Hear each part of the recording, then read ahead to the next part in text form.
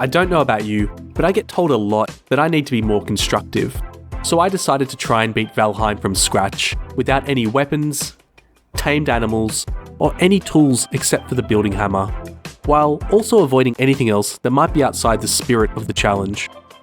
And to stop myself from rushing in without thinking, if I died 20 times, I'd delete everything.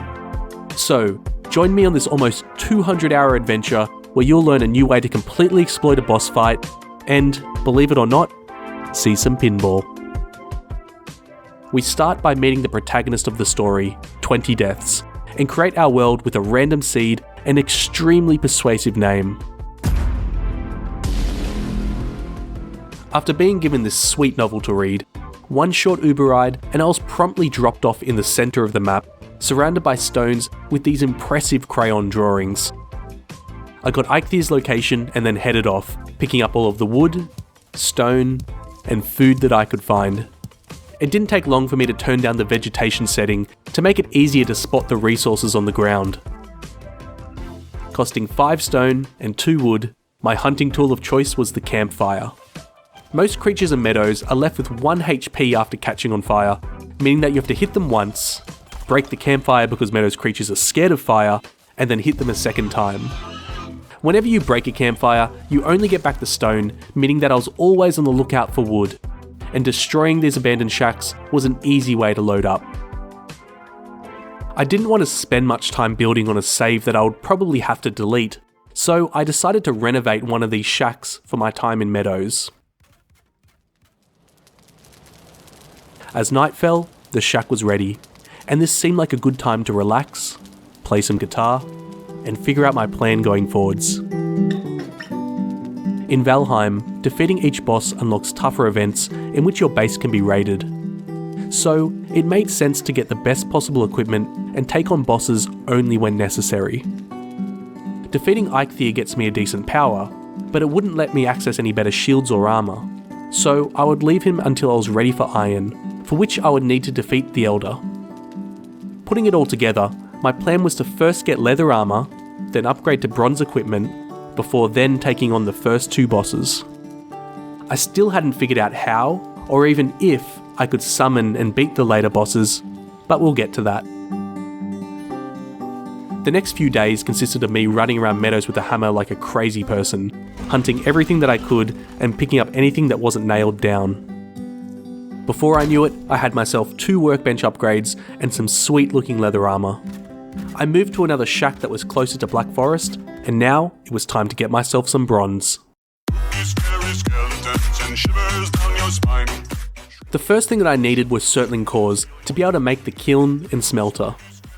You can find these in the burial chambers, filled with skeletons, ghosts, and the dangerous, rancid remains. My biggest worry was getting trapped in one of these small corridors, so I decided to place my trusty campfires and try thin out the skeletons near the entrance, running into the corridors whenever the opportunity arose, and leaving whenever I needed to heal.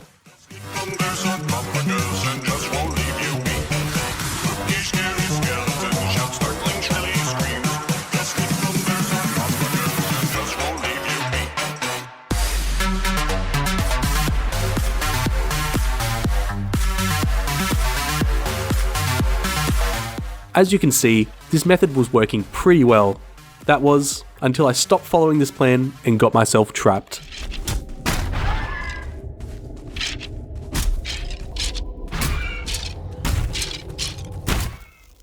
Note that as I cleared a path to escape, I made sure to close the doors behind me because attempted murder is still not an excuse to forget your manners. After this ordeal, I had the kiln and smelter done, and so it was time to get the ores needed for bronze. Since I wasn't able to use a pickaxe, I had to enlist some help instead. Not only were trolls great at mining the tin and copper used to make bronze, but they were amazing at chopping down trees to gather wood. As I started to make bronze armour, I was getting more confident. I tried out using a beehive as an offensive weapon, and I even made the type of grey dwarf farm that you would probably find in the bargain bin at Kmart.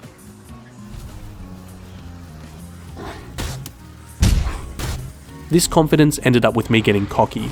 I ran into 2 trolls at the same time and decided to take them on for, the content. As long as I kept up my stamina and didn't do anything profoundly stupid, it should be fine, right?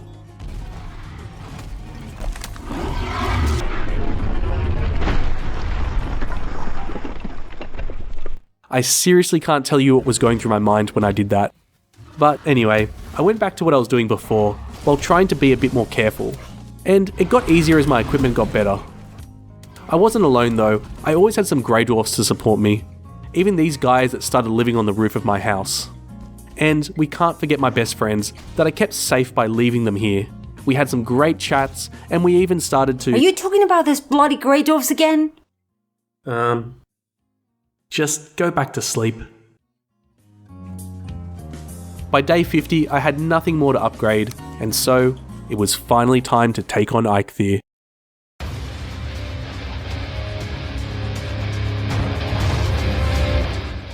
So I wasn't worried about Eikthyr because, you know, it's Eikthyr, but something I wasn't expecting was how the weather change during the boss fight meant that the campfires got put out after a couple of seconds. It was okay though, because he doesn't have that much health, and with the troll's help I had half a forest in my inventory.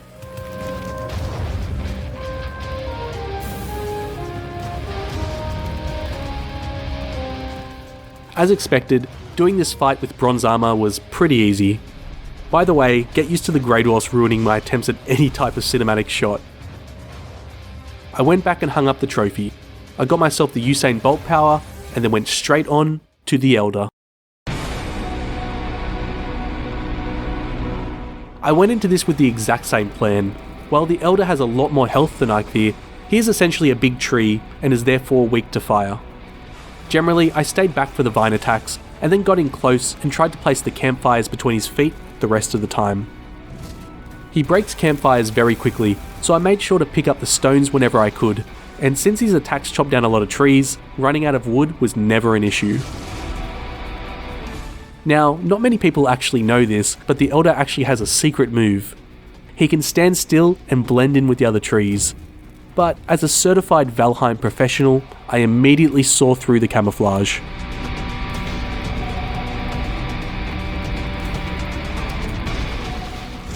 Eventually, the Elder got tired and needed a nap.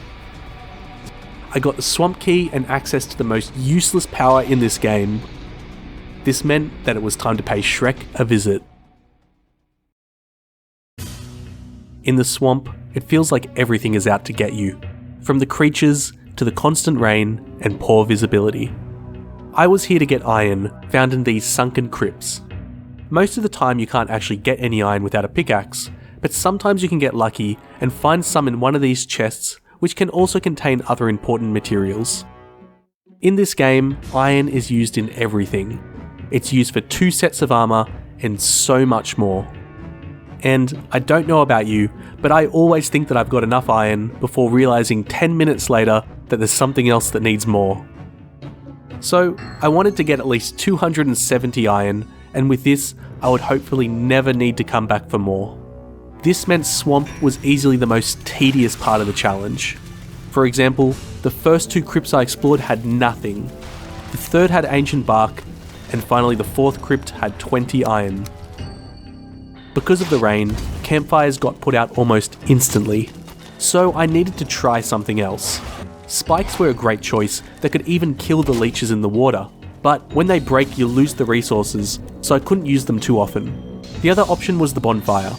Compared to the campfire, it still works in the rain and doesn't break as easily. It also has a much bigger hitbox, so it's easier to push or parry enemies into it.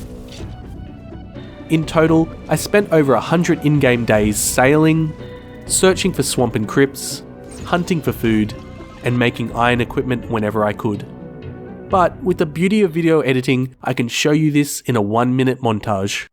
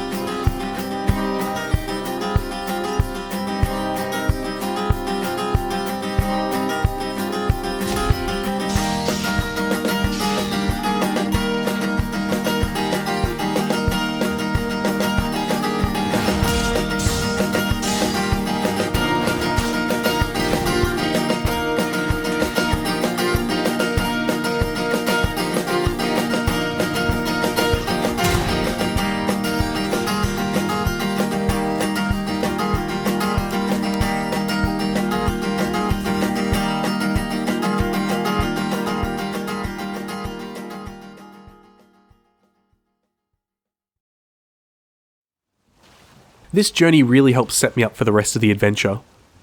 Because I had to explore so much of the map, I got to mark down lots of landmarks, including the location of a future boss.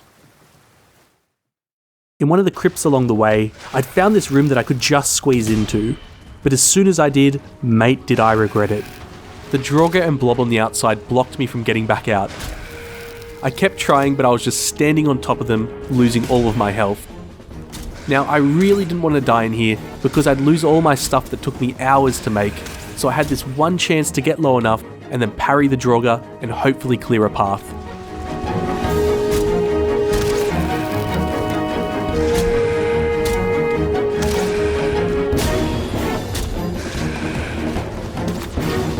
And by Odin's blessing, the only casualty that day were my underpants.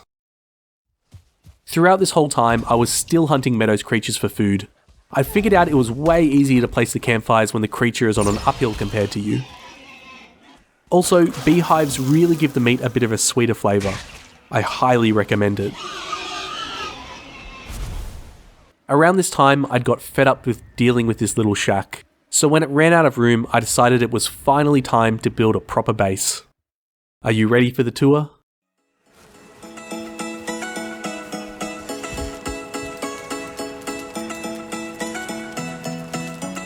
Yep, that's all it is. So somehow I made it through Swamp without dying. By day 160, I got the iron that I wanted, and after doing some training with my mates, I was ready to face Bone Mass. One problem with Bone Mass is that his attacks destroy spikes and bonfires very easily, meaning that fighting on the ground wasn't really an option. But in messing around with things for other videos, I noticed that you could build on top of the skull where you summon him. So I decided that I wanted not just to win, but to win in comfort. And I made this beautiful house. How is this actually going to kill Bone Mass, you might be wondering? Well, you can place bonfires up here that Bone Mass can't attack, but can still damage him. So with this trap set, I made an emergency portal and then invited him over for a chat.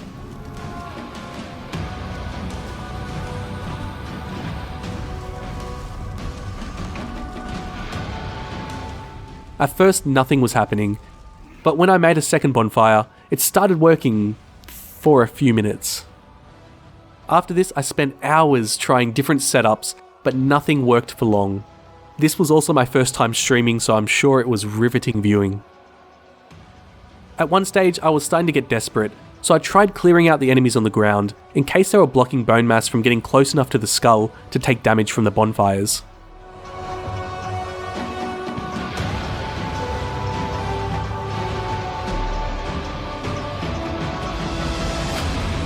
But even after this, it still wasn't working, and I think the problem may just be that Bone Mass was targeting other things that I built on top of the skull, so I gave up on being comfortable, got rid of everything except the bonfires, and set an alarm on my phone every 10 minutes to remind me to take a poison resist potion.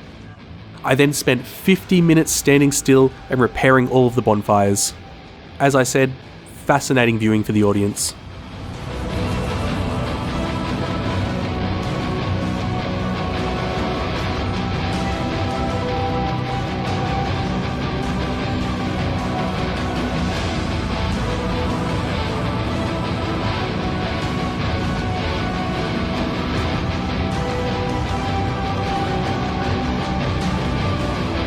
Fucking finally.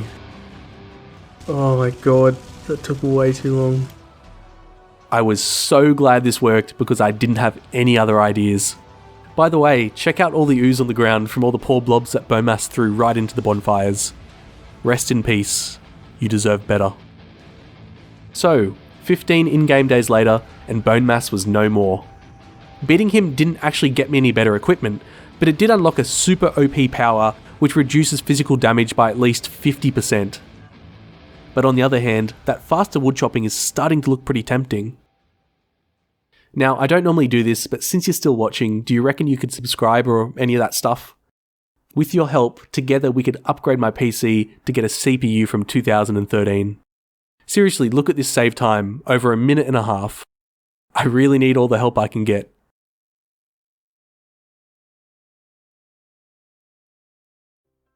Mountains were going to be the complete opposite to swamp. At this time, I had no way of getting silver, which is the metal that you find here to get the next level of armour and shields. So, I really just wanted to rush through it as quickly as possible and find the location of the mountains boss, Moda, along with the 3 dragon eggs needed to summon her. Now, I really couldn't skip this boss. She is easily the most important for this challenge, because beating her essentially makes it possible to get everything else currently in the game. I started by exploring this little mountains biome near my base, so at least if I died, it would be easier to recover my body. The bonfires worked great against the wolves. The trick was just to take it slow, so that I only ran into one at a time. Now, I'd been keeping to the edge of the mountain, and before venturing towards the centre, I thought it'd be a good idea to get my old friends and use them as backup.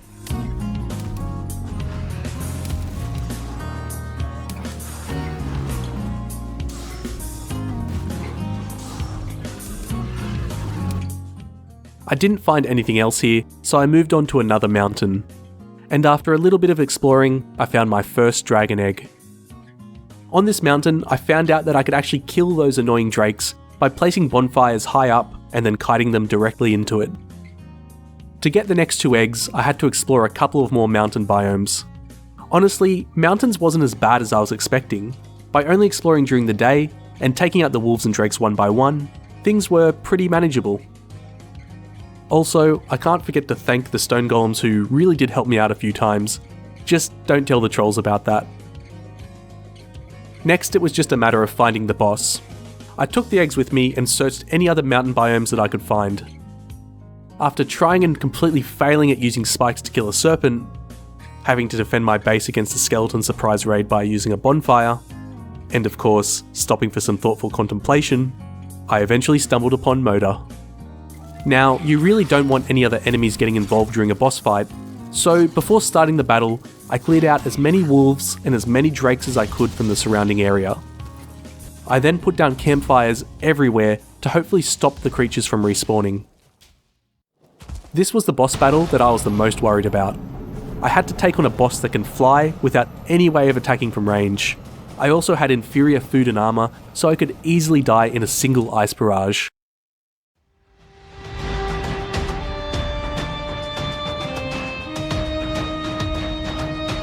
This time there was no trick. I was just going to place bonfires at her feet, dodge her attacks, and hope she didn't heal too much while flying. It was definitely working better than I expected. When she was on the ground taking damage, I tried to keep a moderate distance where she would use her easy to dodge ice breath attack. Getting too close would trigger her melee attack that would instantly break the bonfire. I also decided to save the bone mass power for later, in case I really needed it. For the first half of the battle, things were so easy that I even stopped to get a potential thumbnail for this video. That'll be a good thumbnail. Maybe like this, I don't know. But in the second half, maybe some of the campfires got destroyed because for whatever reason, wolves began to spawn. At first there was just the one wolf, and as you'll see, it wasn't too bad.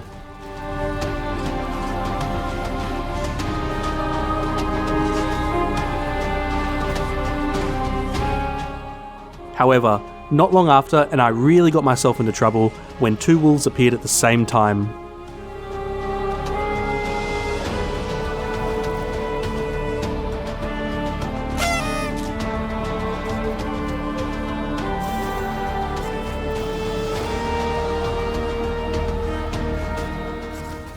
While I was getting rid of the wolves, all I could think of was that I was so glad that I'd saved the bone mass power.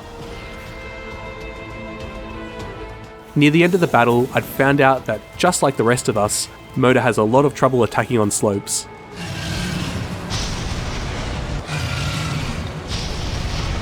Not long after, and those sweet, delicious tears were mine. For plains, my aim was to clear out these fueling villages. I needed the flax, which I could now process to make padded armour, along with barley, which is used for better potions and food. The fuelings that inhabit these villages drop black metal, which was also needed for shields and some late game structures. Plains is a really dangerous place, and my armour just didn't cut it anymore. So my plan was to target villages that border other biomes. In my search for iron, I'd found a swamp surrounded by 3 fueling villagers, so I went back, made a new friend, and promptly sacrificed them to one of the fueling hordes. This was essentially my plan: lure swamp creatures to plains, lure plains creatures to swamp, pick off any enemies that I could, and most importantly, sneak in and steal everything.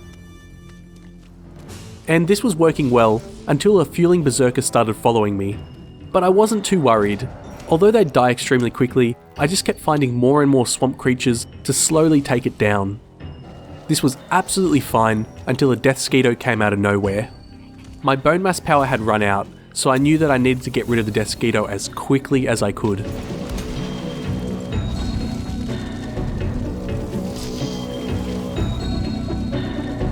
Again, I don't know what I was thinking, but clearly I was not paying enough attention to the berserker.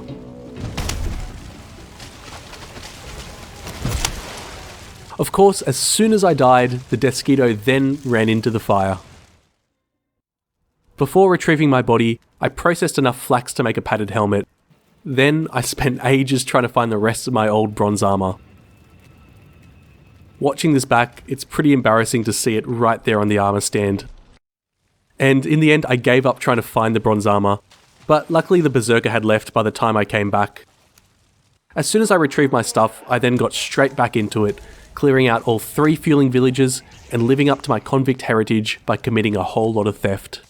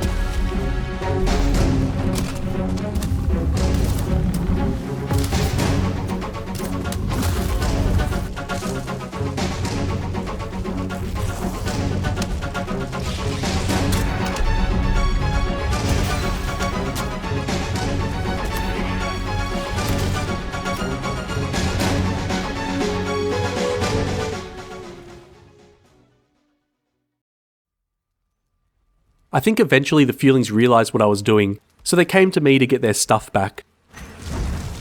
Luckily, the 30cm step at the front of my house was just too much for them. I just stayed inside and kept repairing the bonfires as the Fuelings essentially sacrificed themselves by running into them. By the time the rest had died, I led the remaining berserker away from my house and into Black Forest. Here, I got some help from a friendly smurf, and then I finished the job the only way I knew how.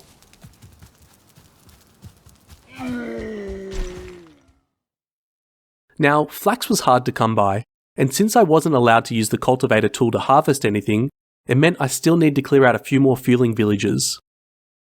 For one of them, I couldn't easily lure the Fuelings to another biome, so instead I used some fences and spikes and made myself a trap. Now, unfortunately the audio didn't record for this section, so I've added my own instead, but I don't think you'll be able to notice the difference.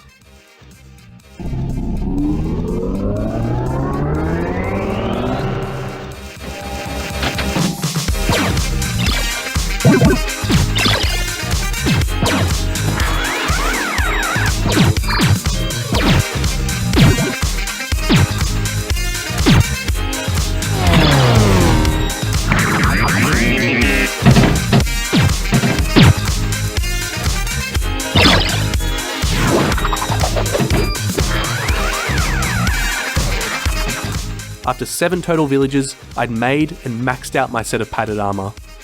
Now, I could try to take on the Plains boss Yugluth, but beating him wouldn't really do much for me at the moment because I didn't have any silver to take advantage of the item that he drops.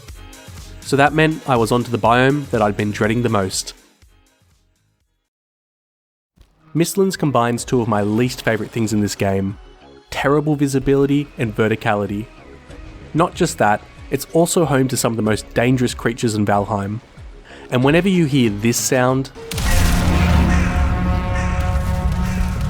you know you're probably in trouble. Again, in my search for iron, I'd marked down a great place to start with, a friendly Diverger outpost on the border of Mistlands. So I had a quick look around to see what I could steal. Also, remember this guy. I could already tell he's going to be pretty much the key to this whole challenge. Oh, never mind. Apart from those blimps, the other enemies were much more manageable.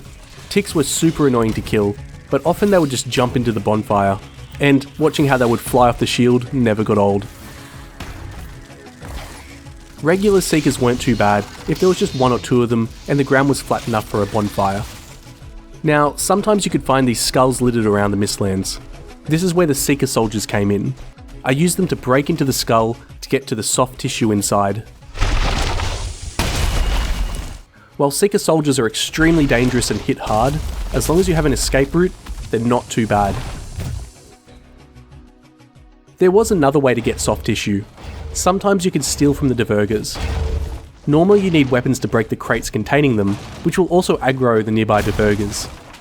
But by running a cart into them a billion times, you can break the crates without anyone caring. I guess they're quite understanding when it comes to accidents.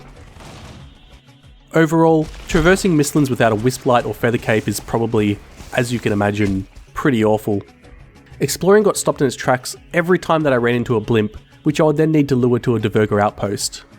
It was such a slow process, taking me days just to stumble upon what I was looking for, an infested mine. From the start of the challenge, these mines were the things I was probably looking forward to the least. Getting the black cores and seal breaker fragments out of here without using weapons and without dying seemed like it might be close to impossible.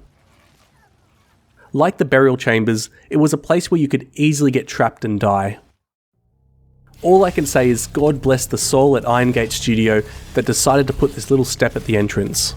For the most part, I could just sit back and spam campfires to thin out the bugs. Now, the high IQ bugs could get past that single step, but normally it was just one of them at a time, and not too much of a problem.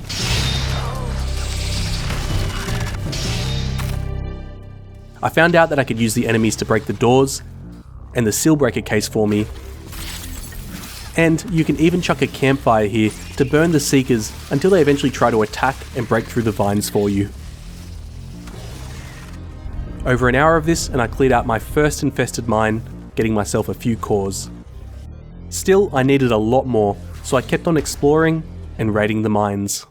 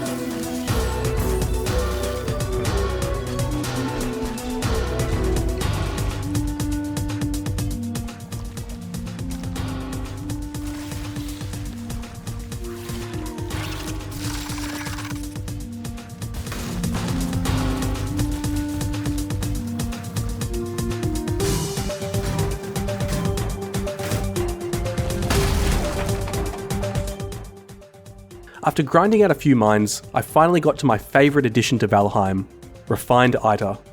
While they're meant to be used as a crafting material, drop them on the ground and they randomly shoot particles that cause poison and lightning damage. They definitely work better against slower and bigger enemies, and although they can be slow at dealing damage, you can drop them anywhere and the enemies can't touch or break them. They were exactly what I needed. Things started to speed up from this point. I kept on exploring, running from stuff about to kill me, being a bit clumsy with my cart, and stomping a bunch of bugs along the way. By the time I'd cleared out this one section of Mistlands, I'd got everything that I needed: the best shields and armour currently in the game, the location of the Mistlands boss, and the Sealbreaker needed to enter her lair. But before taking her on, it was time to battle Yugluth, the plains boss that I had earlier skipped.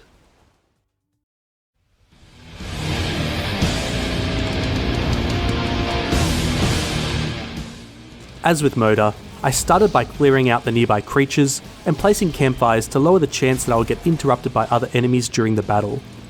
Now originally, I'd planned to make ballistas and traps, but these cost a lot of iron, and honestly, I think that refined Ida just works better for situations like this. It even did a decent job at taking down the nearby Loxers. After I'd cleared out the enemies, I placed the Ida in a pile and then summoned the boss.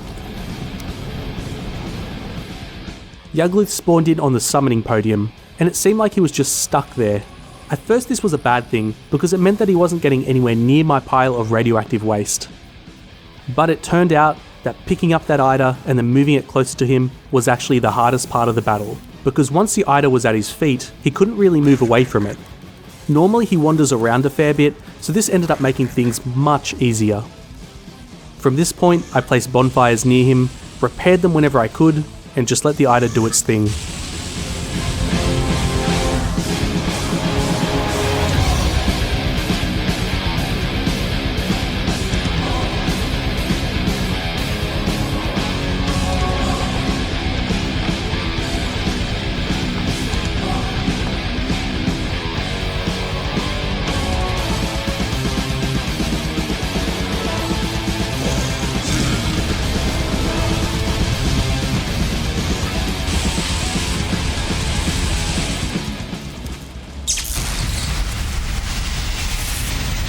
Overall, not too bad at all.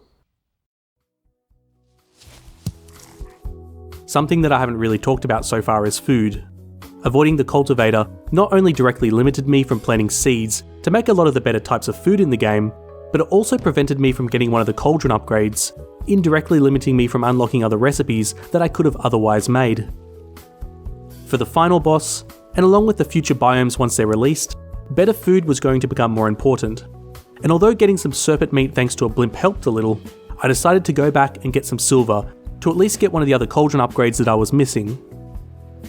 When I was in Mountains, I said that I couldn't get any silver. Well, that's not completely true. Mountains creatures can't mine silver for you, but the boss, Moda, actually can. So, now that I had better armour, I went back and summoned her a second time, using the wishbone to find silver veins. The first one I found was too deep, but after looking around, I found an exposed vein. I didn't know this, but her ice barrage attack in the air can't actually break the veins, so I had to wait for her to land.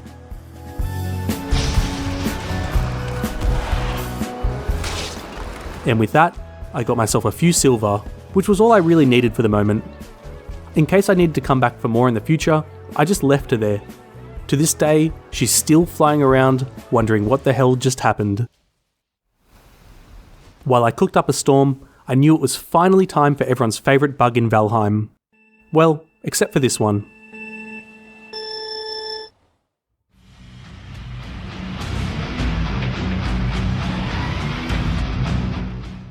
Originally, I wanted this to be an epic battle, using all of the tricks and skills that I had learnt over the course of the challenge to help me triumph against the odds.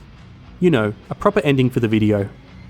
But then I remembered this personal attack on me by the devs in one of the game's patches, making one of my previous ways of cheesing this battle completely obsolete, along with other ridiculous game-breaking changes that nobody on Earth even asked for. Because of this, I decided to try out a new method that I had theorised would still work, and would let me beat the Queen by doing almost nothing after the initial setup. It seems that when the Queen loses sight of you, she will leave you and start idling somewhere. There are two places where I've noticed she often goes to, either at the stairs at the back right corner of the lair, or upstairs, right up the top here. With this in mind, my plan was to sneak upstairs and drop the Ida here at the top. Then, hopefully she would just go back and stay there, taking damage while I relax near the lair's entrance.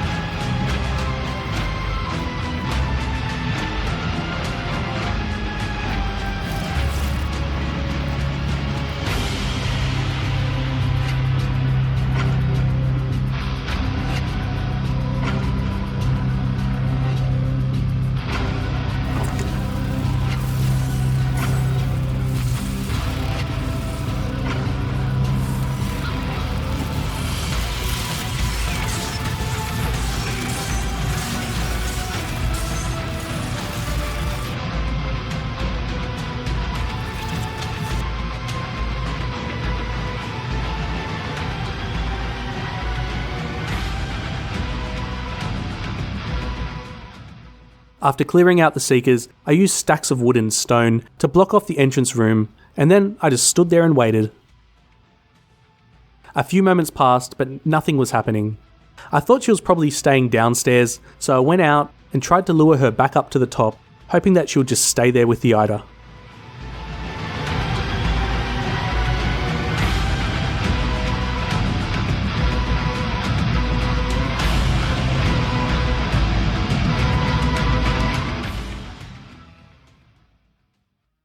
And as I stood there, her health started to go down.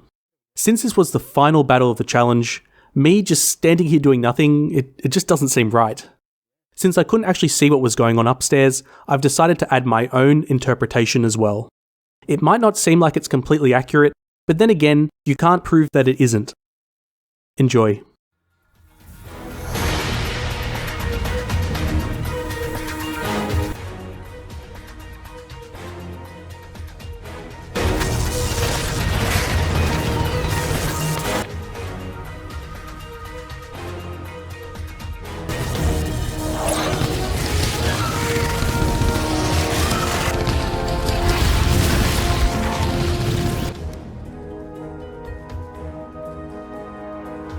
It's one small step for man. We shall never surrender. Character, I have a dream. Hello? Is this Among Us? Imposter? Is this the imposter from Among Us? I swear I've never clicked on this before today.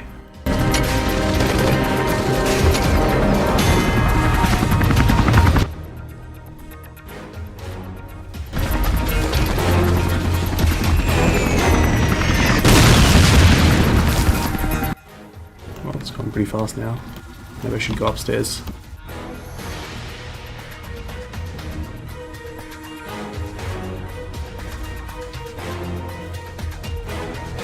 There it is. Too easy. So, there you have it. Try it out before Ida gets nerfed or something. I returned home with my hard-earned trophy, and this time I cleared out the nearby creatures, making sure that nothing would ruin the moment.